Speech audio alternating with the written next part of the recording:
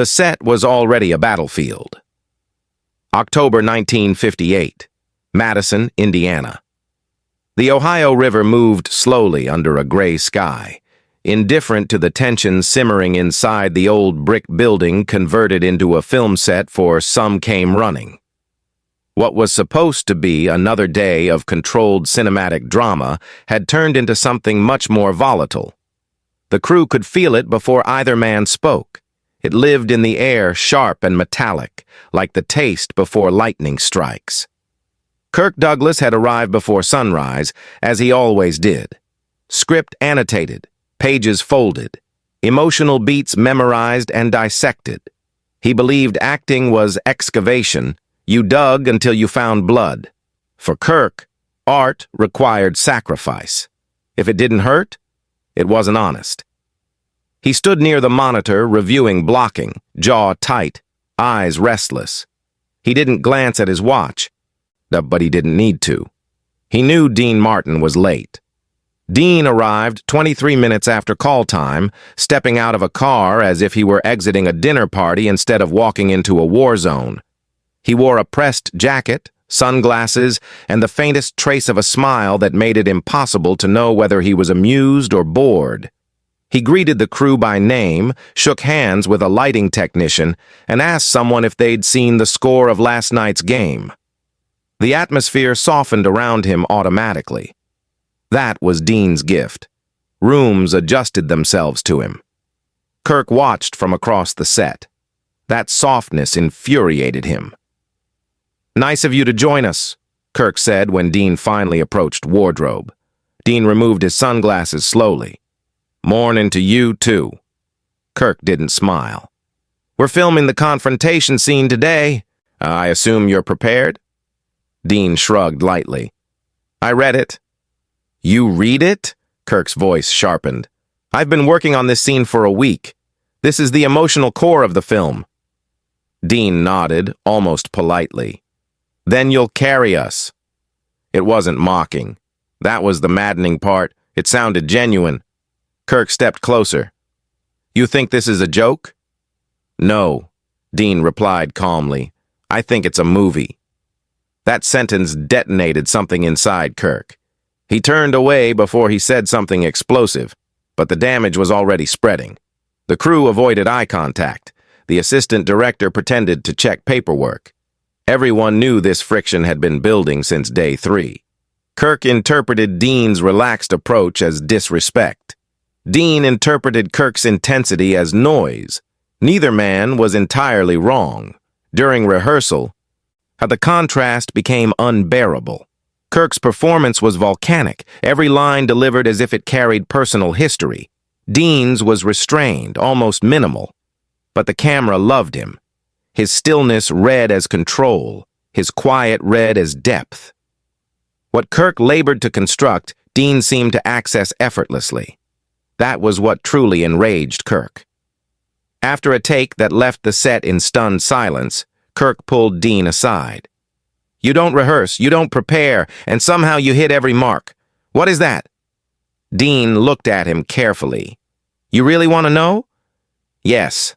It's not magic, Kirk. I just don't do it in front of people." Kirk's eyes narrowed.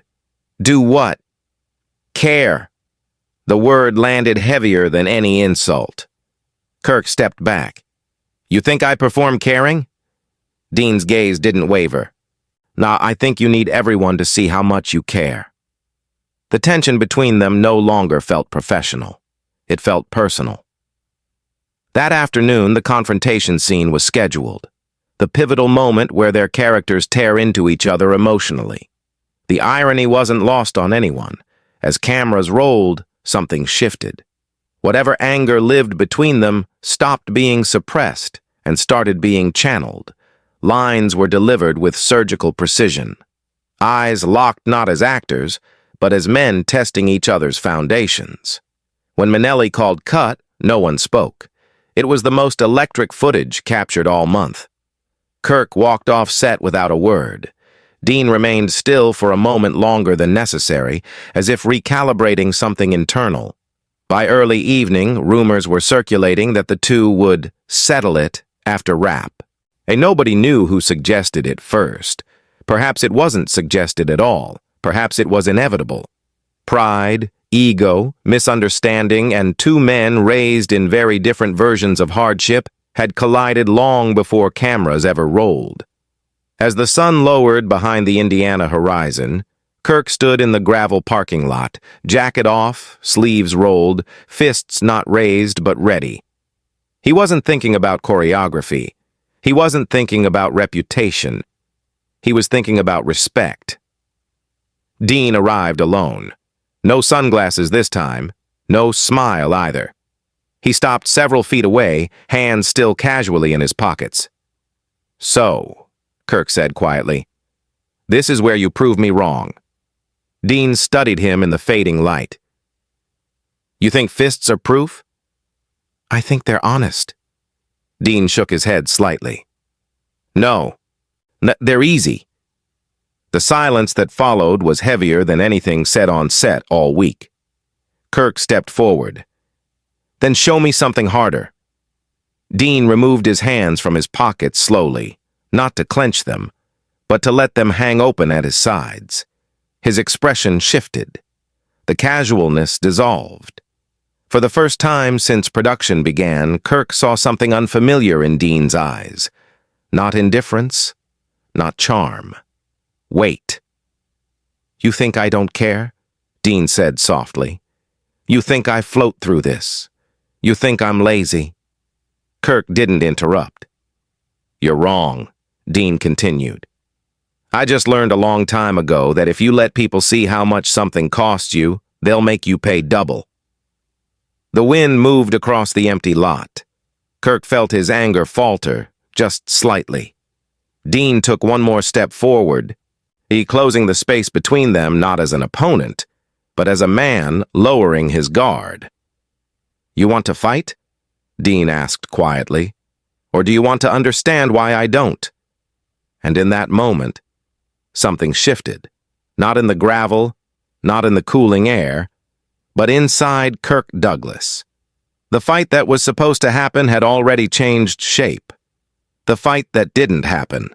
The parking lot had grown quiet in a way that felt unnatural, as if even the night itself had decided to wait and watch. A single overhead light flickered above the far end of the gravel stretch, casting long shadows that made the two men appear larger than they were, almost mythic. But there was nothing mythical about what stood between them. It was exhaustion. It was pride. It was misunderstanding sharpened into hostility over weeks of silent judgment. Kirk Douglas had expected anger. He had expected defiance. He had even expected a punch. What he had not expected was stillness. Dean Martin stood across from him not like a man bracing for impact, but like someone carrying something heavy for too long. There was no smirk, no lazy shrug, no charm to diffuse the tension. For the first time since production began, Kirk wasn't looking at a persona. He was looking at a man stripped of performance. "You think I'm coasting?" Dean said quietly, his voice steady but stripped of polish. "You think I don't prepare? You think I don't feel what this story demands?"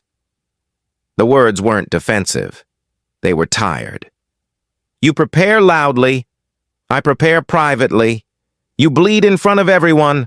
I learned not to." Kirk's fists, which had been clenched more from momentum than intention, began to loosen, and the anger that had driven him into the parking lot wasn't disappearing, but it was losing direction. "Then why hide it?" he asked, his voice no longer booming but searching. "Why pretend none of it touches you?" Dean exhaled slowly, glancing toward the dark horizon as if measuring how much of himself he was willing to reveal. "Because once you let people see what touches you, they know where to aim." The sentence landed with quiet precision. It wasn't dramatic. It wasn't rehearsed. It was a rule learned the hard way. The gravel shifted under Kirk's shoes as he adjusted his stance, not to advance, but to steady himself.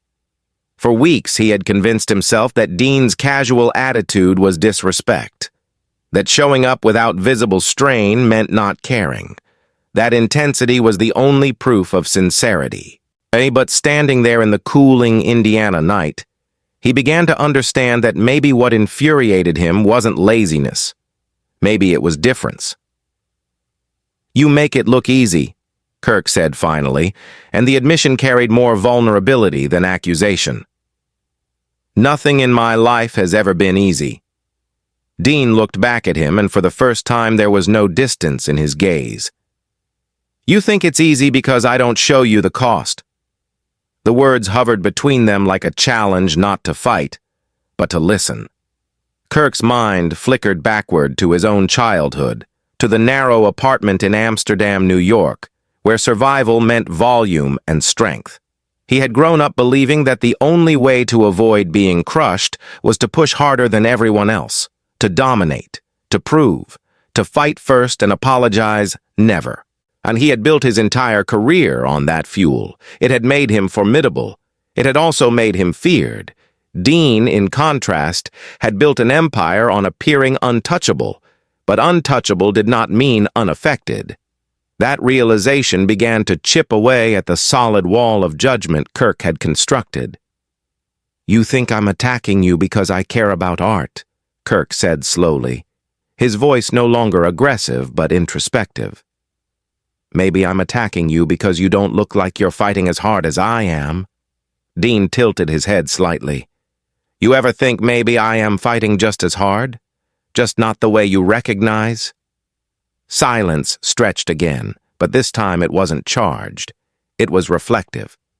The idea unsettled Kirk. He had defined dedication through visible effort, through sweat, through strain, through relentless outward intensity. And Dean's approach dismantled that framework. Calm, controlled, efficient. It felt almost unfair, and perhaps that unfairness had ignited resentment disguised as principle. "You ever get tired?" Kirk asked suddenly. Dean didn't hesitate. "Every day." The honesty of it struck with more force than any punch could have delivered. "I get tired of pretending it's all effortless," Dean continued, his voice steady but softened by the weight of truth. "I get tired of people thinking I don't take this seriously. But I also get tired of explaining myself, so I don't." Kirk swallowed. The fight had already dissolved, but neither man moved. The parking lot had become something else entirely, not an arena, but a confession booth. "I pushed you because I thought you were hiding," Kirk admitted. "I thought if I embarrassed you enough, you'd either break or prove me wrong." Dean gave the faintest, humorless smile. "You don't break someone open by trying to humiliate them. You just make them build thicker walls." The statement was not cruel. It was instructive. Kirk felt the weight of that truth settle in his chest. He had spent his life believing confrontation was clarity. That intensity revealed authenticity. That pressure exposed weakness or strength. But standing there with Dean Martin, he was beginning to understand that sometimes pressure only reinforces armor. "You wanted to fight," Dean said quietly. "But what you really wanted was proof that I wasn't hollow." Kirk didn't deny it. "I'm not hollow," Dean continued. "I just don't perform pain for applause." The words lingered. For the first time since arriving in that parking lot, and Kirk Douglas felt something unfamiliar, embarrassment without defensiveness. He had misjudged. He had projected. He had mistaken a different method for indifference. And in doing so, he had nearly turned a professional rivalry into something destructive. The wind shifted, carrying the faint echo of crew members still lingering near the building, waiting to see who would return first and in what condition. Kirk straightened, not in aggression, but in recognition. "I thought strength meant showing how much something costs you," he said slowly. "But maybe strength is deciding who gets to see it." Dean nodded once. "Exactly." No fists were raised, no punches were thrown, but something had broken. Not bone, not skin, but assumption.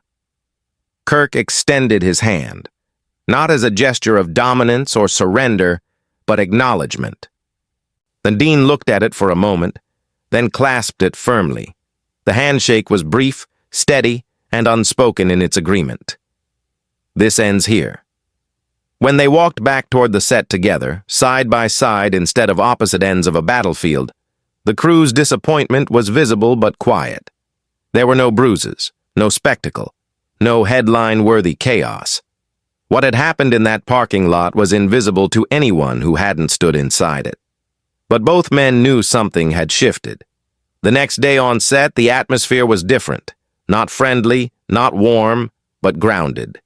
Kirk's intensity remained, but it no longer targeted Dean. Dean's calm remained, but it no longer irritated Kirk. There was space now, respect, a quiet understanding that neither man's approach invalidated the other's. They were still different. And they would always be different. But they were no longer enemies. And the film that followed carried something new in its performances. Not tension, but recognition. The fight that was supposed to define them had never happened, and that was precisely what changed them. The quiet after the storm.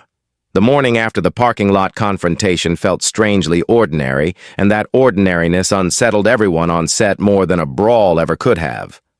The crew arrived early, whispering in corners, expecting bruises, black eyes, or at the very least, icy silence.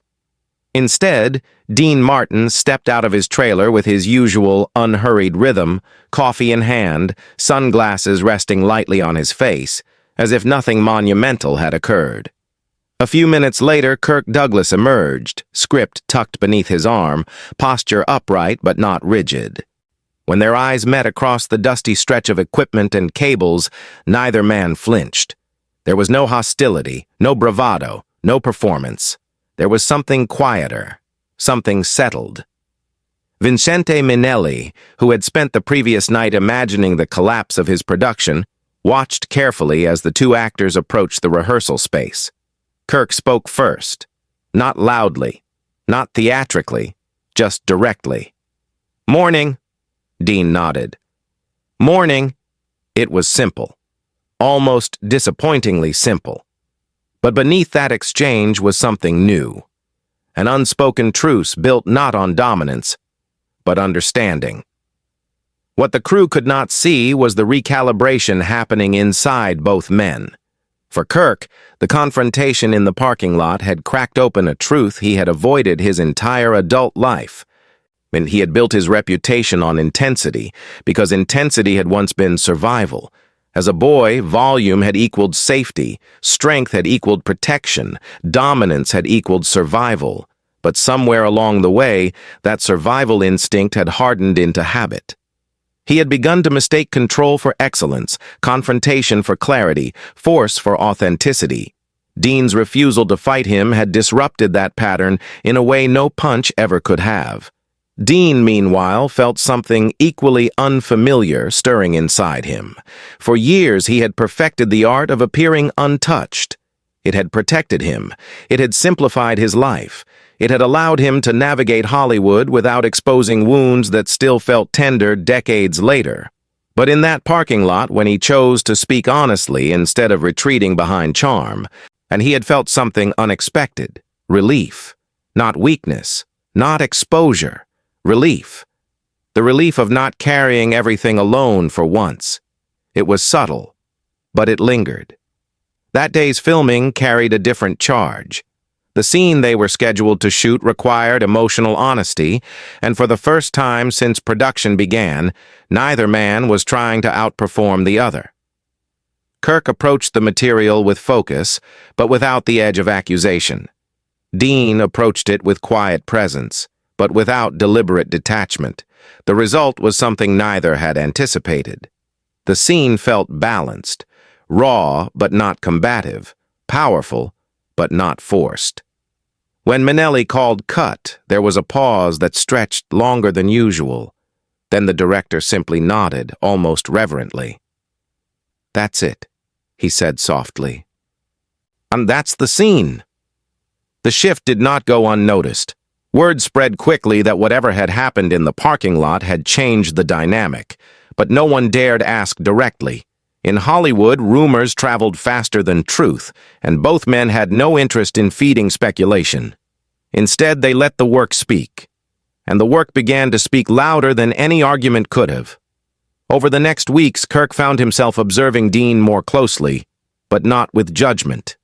He noticed that Dean did rehearse, just not publicly. He noticed that Dean absorbed notes quietly and implemented them without fanfare. He noticed that Dean's calmness was not indifference, but discipline. It was a different kind of rigor, one that did not require visible strain. The discovery unsettled Kirk at first because it challenged his belief system, but slowly, and it also humbled him. Dean, in turn, began to notice Kirk differently. Beneath the demanding exterior was a man terrified of mediocrity, terrified of irrelevance, terrified of becoming invisible in an industry that devoured yesterday's legends without apology. Kirk's intensity was not cruelty. It was fear sharpened into ambition. Once Dean saw that clearly, the hostility dissolved entirely. It was difficult to resent someone once you understood what they were fighting against inside themselves. One evening, weeks after the parking lot, they found themselves alone on a quiet corner of the set between takes. The sun was lowering behind the buildings, casting long shadows that reminded them both of that earlier confrontation. Kirk broke the silence first. "You ever think about how much of this is just armor?" he asked quietly. Or Dean didn't pretend not to understand. "Every day," he replied. Kirk let out a breath that carried both exhaustion and acceptance. "I don't know how to turn mine off." Dean gave him a slight sideways glance. "You don't turn it off. You just decide when not to wear it." It was not advice delivered with superiority. It was shared experience. Kirk nodded slowly. It was a simple sentence, but it carried years of learning. The remaining weeks of filming became unexpectedly smooth. There were still disagreements, still creative differences, but they no longer escalated into personal attacks. The arguments became about craft, not character. And that distinction changed everything. The set grew lighter. The crew worked more freely. Even Sinatra, who had kept cautious distance during the earlier tension, he remarked privately that the film now felt cohesive rather than volatile. When production wrapped, there was no grand gesture, no public acknowledgement of what had transpired. But as the final scene concluded and applause broke out among cast and crew, Kirk crossed the space and extended his hand once more. This time, it wasn't about ending a fight. It was about recognizing growth. "Good work," he said simply. Dean shook his hand firmly. "You too." Years passed, and their careers followed their respective trajectories. Kirk continued to pursue intense, ambitious roles, but those who worked with him began to notice subtle changes. He listened more. He barked less. He asked instead of demanded. It wasn't an overnight transformation, but it was real. When frustrations rose, he remembered the parking lot. He remembered the quiet. Then he remembered the realization that strength without reflection becomes tyranny. Dean, meanwhile, continued to carry his calm persona, but something inside him had shifted. He no longer felt quite as burdened by the act, having revealed a piece of himself and survived it. He understood that vulnerability did not equal collapse. It did not destroy him. It did not weaken him. It humanized him. And that knowledge gave him a different kind of confidence, one not built on hiding, but on choosing. They did not become close friends. They were too different for that. But they became something perhaps more important. Men who respected one another's battles. At industry events, they would exchange brief but genuine conversations. There was no sarcasm, no tension, only recognition, and the kind that comes from having stood at the edge of confrontation and chosen something better. The story of the almost fight never fully disappeared. In Hollywood circles, it was told with embellishments, exaggerated into near violence. But those who knew the truth understood that what changed both men was not a fist thrown, but one withheld. It was not dominance asserted, but ego surrendered. It was not a spectacle of aggression, but a moment of clarity in a dimly lit parking lot. And perhaps that was the quiet lesson neither man ever publicly announced, that sometimes the bravest thing two strong men can do is step back from the fight they are prepared to win. What remained after the fight that never was? Time has a way of smoothing sharp edges, but it never fully erases the moments that change us. Years after that Indiana parking lot, both men would look back on it not as a near brawl, not as an embarrassment, but as a turning point disguised as conflict. It had not been dramatic in the way Hollywood loved drama. There were no torn jackets, no shattered pride, no crowd cheering for a victor. What had shifted that evening was invisible to everyone except the two men standing beneath that dim light, confronting not each other, but themselves. Kirk Douglas continued to build his legacy through intensity, ambition, and relentless pursuit of challenging roles. But something inside him had recalibrated. He no longer mistook volume for conviction or dominance for leadership.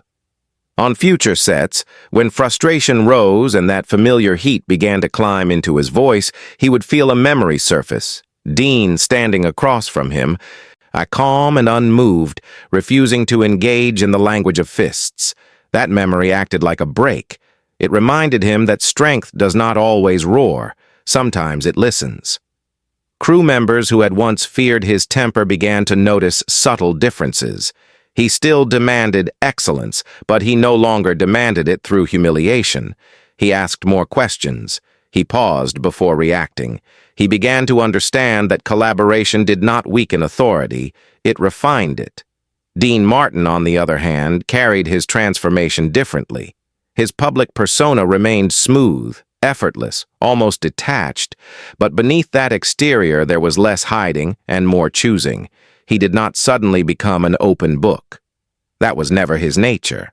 But he no longer felt the same need to deflect every serious moment with a joke. But the parking lot had shown him something equally important, that revealing a fragment of truth did not shatter him. It did not dismantle the identity he had built. It strengthened it. He understood now that vulnerability, offered intentionally, was not exposure. It was power. They did not speak often about that night. In fact, they rarely mentioned it at all. But the respect lingered quietly in their interactions over the years. At industry gatherings, there would be a nod held a second longer than usual, a handshake firm but unspoken in its acknowledgement. Occasionally, a brief exchange that outsiders would consider casual, but that carried weight only they understood. They had seen behind each other's armor. That knowledge does not disappear. As decades passed, both men became symbols in different ways. Kirk became synonymous with intensity and cinematic gravitas, a man who wrestled stories into existence through force of will. Dean became the embodiment of ease and charisma, a performer who made difficulty appear simple. Critics continued to debate their styles. Audiences continued to choose favorites, but neither man felt compelled to compete anymore. The rivalry had dissolved into something more durable: recognition. In private interviews late in life, Kirk would occasionally reflect on moments that altered his perspective. He would not describe the parking lot in dramatic detail. He would not frame it as redemption or confession. Instead, he would speak about understanding other people's methods, about learning that passion does not look the same on every face. But there was a humility in his tone that had not existed in his earlier years. When asked about working with Dean, he would smile faintly and say, "He understood something I didn't at the time. He knew when to fight and when not to." Dean, when asked about Kirk, would offer his usual understated responses. "He cared deeply," he would say. "Sometimes caring comes out loud." It was neither criticism nor praise. It was acknowledgement. And in that acknowledgement was forgiveness. The true impact of that confrontation was not visible in awards or box office numbers. It was visible in restraint, in moments when anger could have escalated but did not, In choices made differently because two men once chose conversation over collision. Hollywood rarely celebrates such moments. They do not make headlines. They do not generate spectacle, but they reshape character. In the final chapters of their lives, reflection came more easily. Age strips away some of the noise that once seemed urgent. Looking back, Kirk understood that the fight he thought he wanted had never been about Dean at all. It had been about proving something to himself, that he was strong, that he was superior, that he was justified in his intensity. The parking lot forced him to confront a harder truth. Strength is not proven through domination, but through control. Dean, in his later years, carried his quiet lessons with equal awareness. He knew he would always prefer understatement to confrontation, but he also knew now that choosing silence and choosing honesty were different acts. That night had taught him that sometimes speaking plainly, even briefly, can dissolve hostility faster than humor ever could. When news of Dean's passing reached Kirk years later, it stirred something deeper than nostalgia. It stirred gratitude. Gratitude for a moment when pride could have escalated into violence, but instead became growth. Gratitude for a man who chose not to throw a punch when every expectation suggested he should. Gratitude for being reminded that toughness is not measured by how hard you hit, but by how hard you listen. And perhaps that is why the story endured, not because two legends almost fought, but because they almost did, and then chose not to. It is easy to admire a victorious fighter. It is harder to admire restraint. It requires imagination to see courage in calmness. But that is precisely what happened in that quiet Indiana parking lot. Two men arrived prepared to prove something through force. They left having proven something far more difficult, that ego can step aside, that misunderstanding can dissolve, that armor can lower without surrendering dignity. No crowd applauded, no cameras recorded it, but the change traveled with them into every role, every set, every interaction that followed. The hardest fight either man faced that night was not against each other. It was against the instinct to react. And in winning that silent battle, they altered the course of their own stories. Sometimes the most powerful moments in a life are the ones no one sees. The punch not thrown, the insult not returned, the anger redirected into understanding. That is what changed both men, and that is why the parking lot mattered. Not because of a fight, but because of the decision not to have one.